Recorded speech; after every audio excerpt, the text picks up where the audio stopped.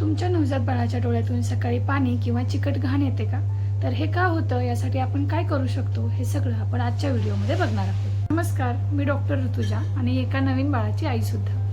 तर आज आपण नवजात बाळामध्ये खूप कॉमन असलेल्या आय प्रॉब्लेम बद्दल बघूयात। यामध्ये डोळ्यातून सतत पाणी येणं, डोळा चिकट होणं, सकाळी डोळ्यामधून पांढरट किंवा पिवळ्या रंगाची घाण येणं, हे सगळ्या प्रॉब्लेम्स बद्दल बघूयात। तर हे का होतं? डोळ्यामध्ये तयार होणारं पाणी एका छोट्या नळीद्वारे नाकाकडे जातं।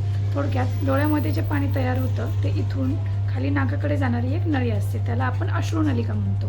ती नळी बऱ्यापैकी वेळा लहान बाळांमध्ये ब्लॉक असते, त्यालाच टिअर डक्ट ब्लॉकेज असंही म्हणतात। कधी कधी पूर्णपणे तर कधी अर्धवट ब्लॉक असू शकते आणि त्यामुळेच ते डोळ्यात तयार झालेलं पाणी नळीमधून खाली न जाता ते डोळ्यातच परत रिटर्न येतं आणि त्यामुळेच कडूपणा, चिकट आणि पांढरट रंगाची घाण हे सगळं दिसून येतं।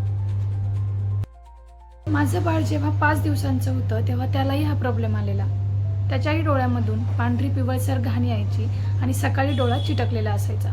तर तेव्हा मी काय केलं, तर पहिली गोष्ट मी करायचे ती म्हणजे क्लिनिंग। एका वाटीमध्ये उकळून थंड केलेलं पाणी घ्यायचं आणि एक कापसाचा गोळा घ्यायचा, तो त्यामध्ये बुडवून थोडासा पिळून डोळा बाहेरून आतल्या साईडला क्लीन करायचा। असं तुम्ही जेव्हा जेव्हा डोळ्यामध्ये घाण येईल तेव्हा प्रत्येक वेळा नवीन कापसाच्या गोळ्याने क्लीन करा। आणि दुसरी गोष्ट मी करायचे ते म्हणजे मसाज।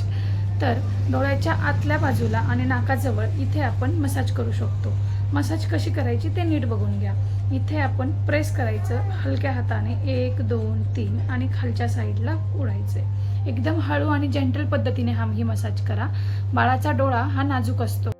ही मसाज तुम्ही दिवसातनं 5 ते 6 वेळा करू शकता। ही मसाज दिवसातनं 5 ते 6 वेळा केली तर नळी हळूहळू उघडण्यास मदत होते।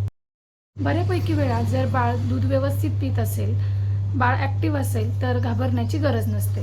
पण जर डोळ्यातला लालपणा जास्त वाढला, बाळाला ताप येतोय, बाळ सुस्त पडलंय, पू येऊ लागला किंवा बाळ सुस्त पडलंय तर एकदा जवळच्या पेडिट्रिशियनला नक्की दाखवून घ्या।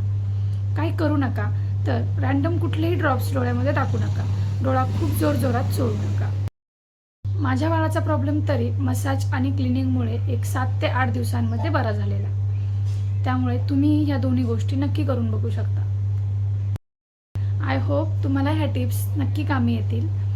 जर व्हिडिओ आवडला असेल तर लाईक करा, शेअर करा आणि चॅनलला सबस्क्राईब करा। चला भेटूया पुढच्या व्हिडिओमध्ये।